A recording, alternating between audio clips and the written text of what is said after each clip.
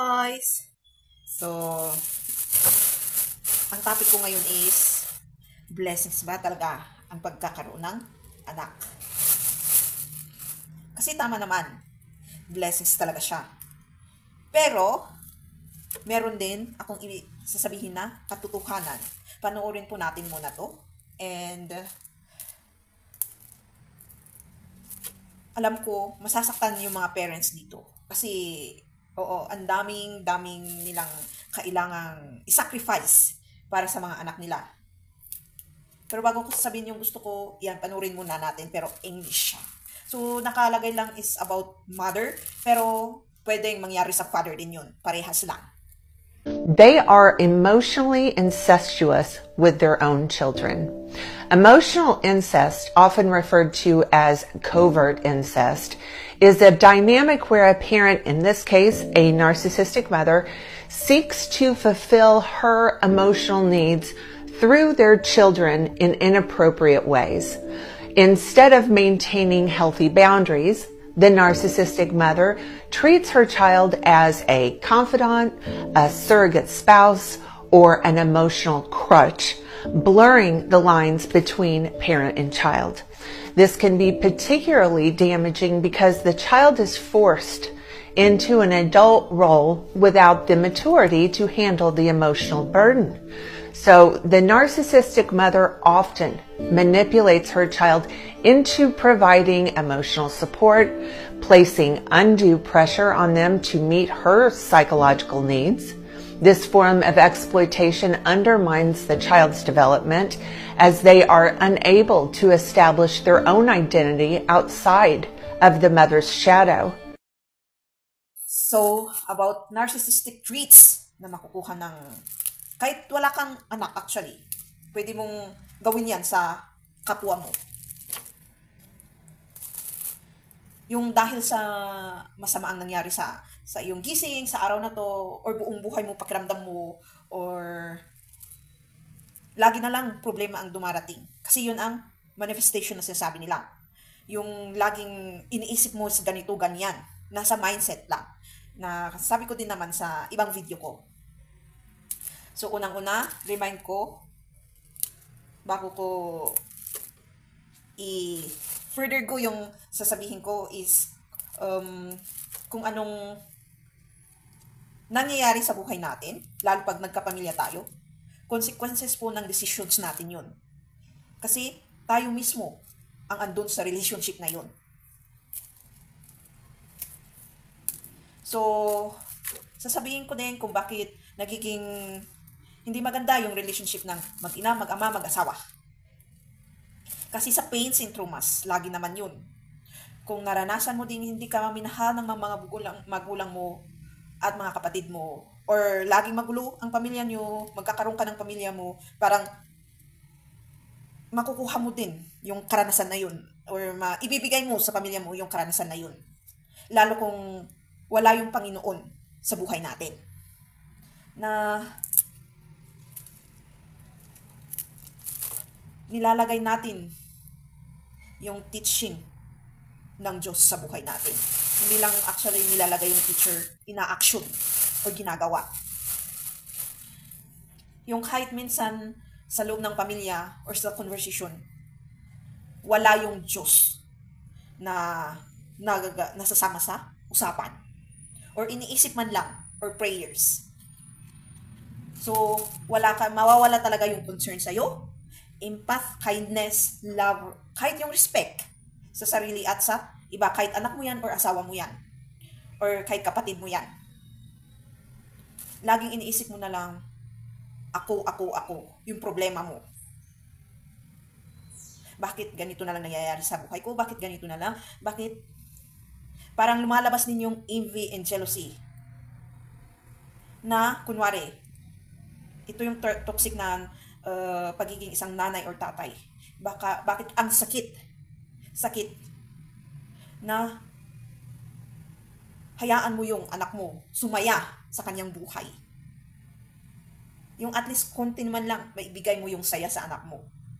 Spiritual or materialistic world. So lahat ng nararanasan natin, kung isa sa isip natin at isa sa puso natin, and mag-reflect, meron ding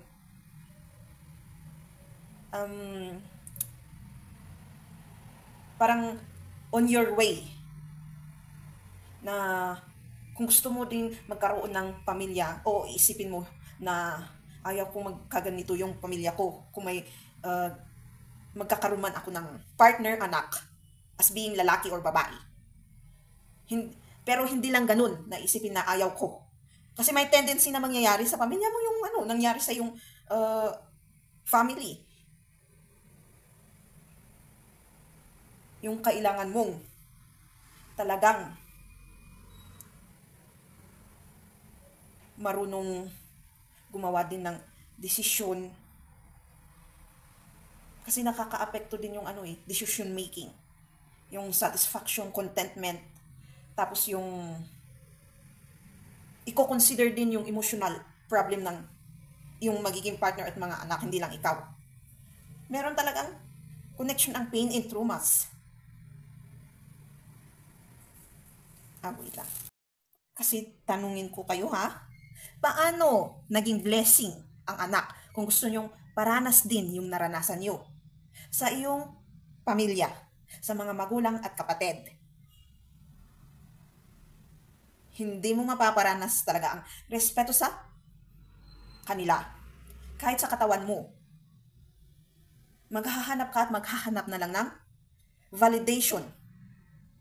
Ano yung validation kasi na yan? Kasi lagi nating naririnig. Yung mararanasan mo yung gusto mong mararanasan. Kahit ipaparanas na sa'yo ng mga anak mo at asawa mo ang respeto. Pero pag ikaw mismo hindi mo may paparanas ang respeto sa sarili mo, hindi mo talaga maintindihan ang love, respect. Kaya magsisimula talaga lahat sa sarili mo bago. Kaya nga sa ibang bansa meron ako nakita na post na 3 months daw na wala as in na kahit anong hospital. Ewan ko kung yun lang, baka may mga hindi na-add sa kanilang survey kasi baka yung iba nanganak sa bahay pero 3 months daw sa Italy and Japan. So naiintindihan nila yung hirap ng buhay na baka maparanas nila sa kanilang mga anak. Hindi yun blessings. Blessings ang anak. Nasa physical understanding kasi tayo. Blessings lang ang anak kung pati ang pagmamahal, respeto, hindi lang materialistic world yung pera na yan ang maibibigay mo, kundi yung pagmamahal na yan. Hindi blessed ang anak. Kung kahit marami tayong nakikitang story dyan, na sarili pang mother or father ang ayaw iparanas ang sumaya ang anak. Lalo kung umangat yung anak, imbis na masaya yung mother or father. Alam ko maraming masasaktan na parents dito, pero katotohanan ko to. Ako na nakaranas ng broken family, kahit yung mga ewan ko ba, lahat ng parang mostly na dumadating sa story ng aking yung story na napapakinggan ko, sa ibang tao is about broken family. Problema ng ito, ganyan. Kasi pag hindi mo talaga iaano yung sarili mo, i-work out spirituality, kasi ano ba kasing word yun?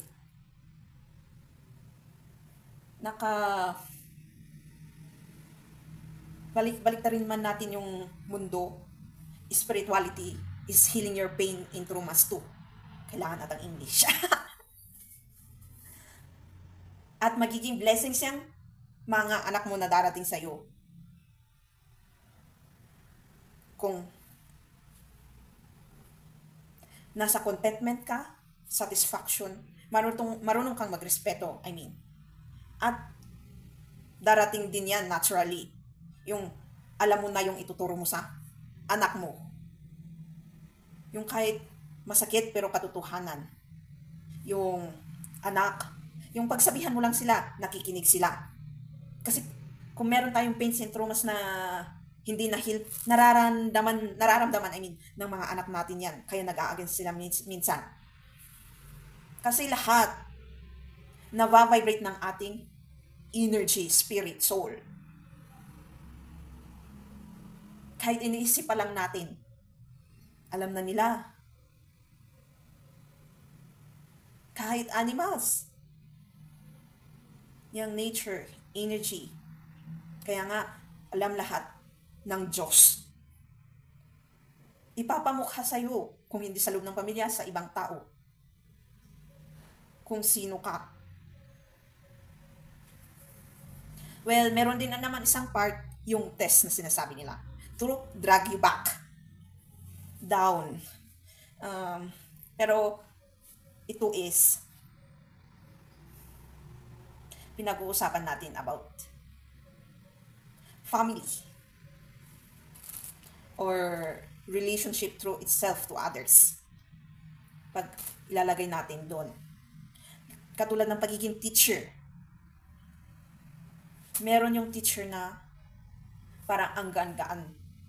Sa pakiramdam mo yung pagtuturo nila. Pero meron din yung teacher na hindi. Depende rin naman yun. So, ang gusto kong ipunto is, kailangan nyo ding i-consider yung pagdidesisyon nyo kung talagang i-pursue nyo yung pag-aasawa. Kasi hindi lahat pag-aasawa ang dahilan para mabuhay at magparami. Baka yung unfaithful life ng generations nyo mapapasa nyo. Kung may mga ginawa ng ancestors nyo, na kasalanan, blood curse, bloodline na yun. And always pray na mapawalang bisa or ma-forgive ng Diyos. Ano ba Tagalog nun? Mapatawad, ayan. Mapatawad ng Diyos. Ang lakas-lakas ng trabaho ng prayer, spirituality. At minsan pag makikipagkwentuhan ka sa ibang tao, mas magandang ang pagkwentuhan ay testimonial tungkol sa buhay mo sa Diyos. Kung anong, kahit sabihin mo ng mga hindi magandang nangyari sa buhay niyo. Malay niyo yung kausap niyo din may naranasan. At biglang sinabi niyang, ganito kasi ang ginawa ng Diyos sa buhay ko, kaya kinaya ko. Ibibigay mo din sa'yo. Parang nagbigay kayo ng advice sa isa't isa, motivation din. Na, oo nga no, marirealize mo din isang part na realization is, lahat talaga ng tao may problema. Hindi lang ako, hindi lang siya, pero lahat may nararanasan. Mayaman man yan or mahirap. So before mag-asawa, isipin mabuti. Kasi anak ay blessing, pero baka hindi maging blessing. Kasi ang gustong-gusto natin ginagawa is magkaroon sana ng anak. Pero hindi naman lahat ng dahilan is about sa pera. Kahit mayaman ka man, sige, mag-anak ka. Pero pag spirituality hindi mo maibigay, pag-a-advise, pag-motivate, pag-a-understand sa kanila, ang hirap maging tatay at nanay, di ba? Mami-mislead talaga yung mga anak niyo. Ang hilig niyo pang mangabit, babae man or lalaki. Hindi niyo iniisip yung magiging buhay ng anak sa labas na sinasabi nila.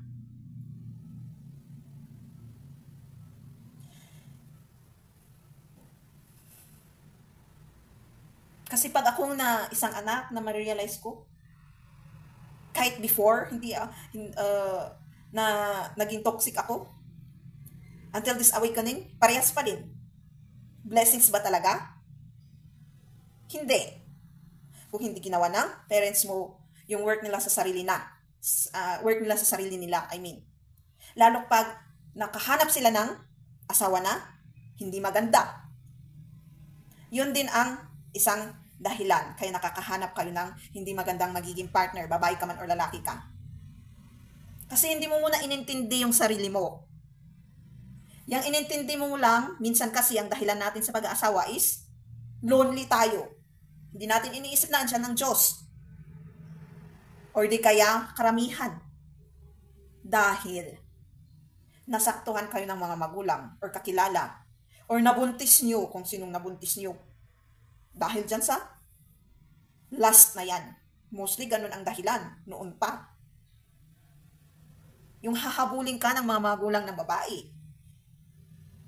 So, ikaw naman na babae, kailangan mong matutunan na hindi men ang boys, kundi boys forever. Buti kung makapag-isip yung boys para maging isang man. Hindi laging immature, kundi mag-mature naman. Meron din naman ako mga na nakikilalang kwento na nakakamotivate talaga. Dati daw talagang boy siya, tapos immature. Pero nung nakikita niyang naghihirap yung anak niya at yung mga anak, mga asawa, sabihin ko sana yung asawa, bad, yung asawa at mga anak, bigla siyang nag-mature at gumawa ng paraan. And ayun, ang ganda ng buhay nila.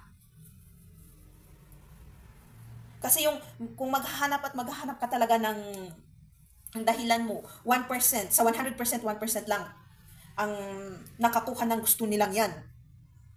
Yung maghahanap ng may kaya, babae ka man or lalaki. Tapos, siya ang mag-aangat sa'yo. 1% lang. Kung yung taong yun, alam, pahalagahan kung ano yung hinanap niyang yun. Tinulungan niya yung partner niya para palakihin lalo yung kung anong naabutan niya.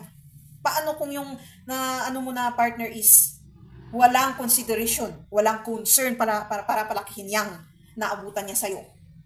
Yung gusto lang humingi, gumastos, mag-staycation lang, at maghintay. Yun ang mahirap, di ba? Lalo kung diretso pa ang problem mo. May problem ka na nga sa partner, may problem sa ganito, may problem ka pa sa sarili mo, may problem pa sa desisyon mo na bakit ito yung pinili kong partner. Tapos poproblemahin mo pa kung meron na kayong anak. Malaking problema na dadagan sa'yo. So, kailangan mo talagang i-work out yung inner self mo, mag-reflect, at bilang isang tao,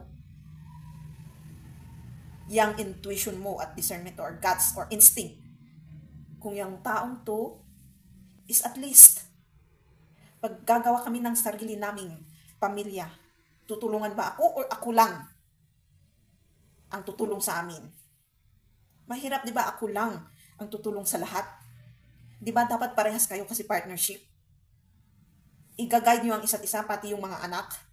Advice, motivation, may tuturo nyo pang real love, respect. Yung happiness na yan, na kahit sa labas ng environment, kailangan nating i-open din sila sa environment, yung mga teaching dyan, yung mga mangyayari, yung mga crimes. At paano din siya. Hindi yung pagmayaman ka, anak. Be practical. Dapat yung asawain mo, katulad din natin. Paano kung nga mayaman kayong parehas? Pero, ina-abuse din naman pag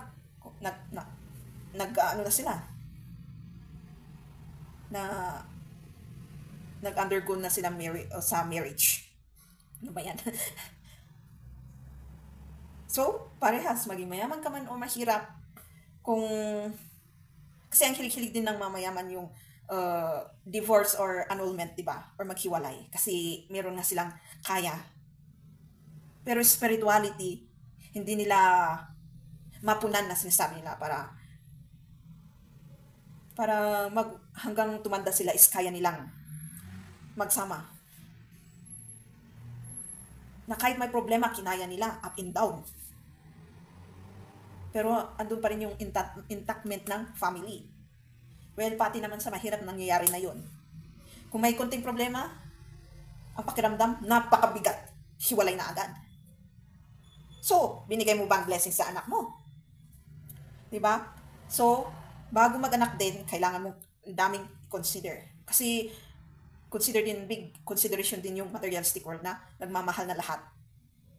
Hindi tayo tinutulungan ng gobyerno, kundi binibigyan lang tayo ng malaking problema.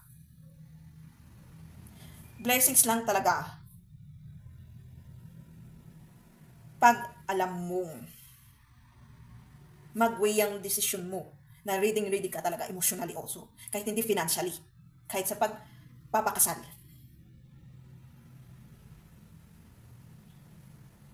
Yun din ang kino-consider ko. Kasi baka kahit meron mang financially at least, sabihin mo, or wala. Kasi at least marunong kang mag-diskarte. Pero, emotionally, kakayanan mo kayang magkaroon ng anak, yung trabaho ng isang magulang. Kasi teacher din ang isang magulang. Lahat teacher. Pero ang number one na teacher is magulang. Ayan na naman yan, nagdadadat, ganito, nagsisinungaling na naman kung anong pinagkukwento. Truth is truth. Kasinungalingan sa'yo. Kung kasinungalingan sa'yo. Pero katotohanan yun eh.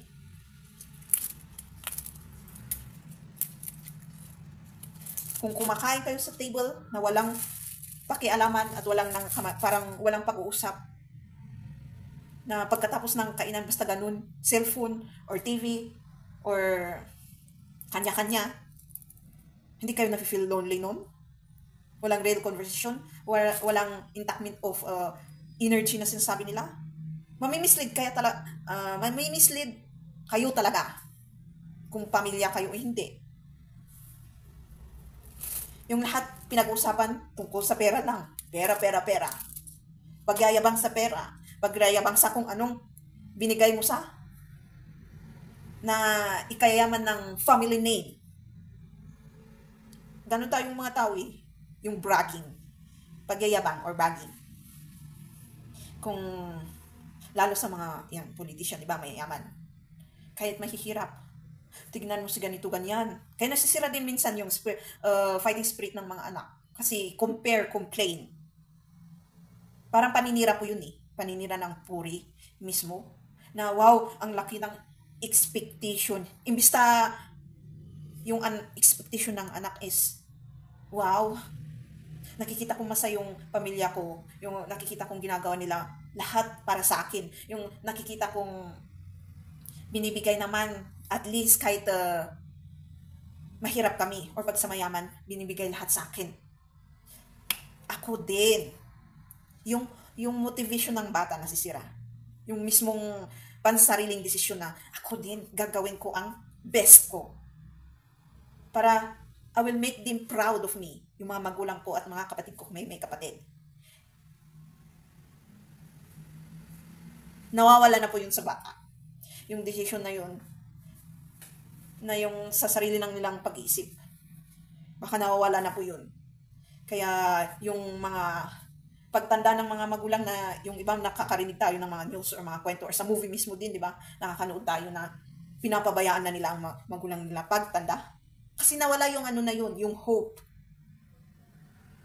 Yung wish na gawin sa loob ng pamilya. Yung dahil sa kasik ng bata ng validation ng respeto at appreciation kahit konti.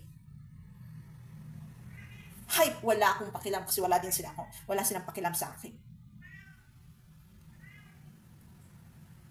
Sabi nila, buhay ko to eh. Kaya buhay din nila yun. Wala talagang parang family doon. Yung isipin mo na lang, sarili mo lang din. Kasi pang sarili lang din naman nila iniisip nila. Sariling kasiyahan nila. So yung minsan, tingnan natin kung paano tayo magturo, anong ilalabas natin sa bibig natin. Lalo pag mag-away tayo, mas maganda siguro close door, dalawa lang kayong mag-asawa. Or minsan kung nakita ng mga anak, mag-explain kayo sa harap nila. And minsan, pag magturo or mag-away, huwag pa iralin yang pride and ego kasi dyan talaga nanggagaling ang totoong kasalanan, hindi sa pera. Lumalabas lang yung pride and ego, bragging or fun.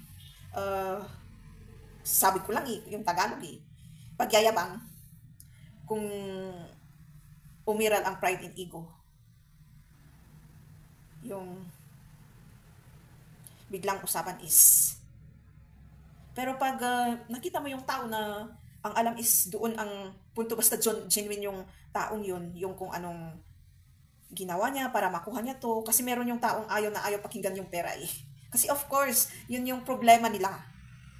Accept na kailangan nyo ding pakinggan yun. Malay nyo ma-motivate kayo na gawin din yung best and do your hard work. Kasi ako din naman ayaw na ayaw kong pinapakinggan yung tungkol sa usapan ng pera noon.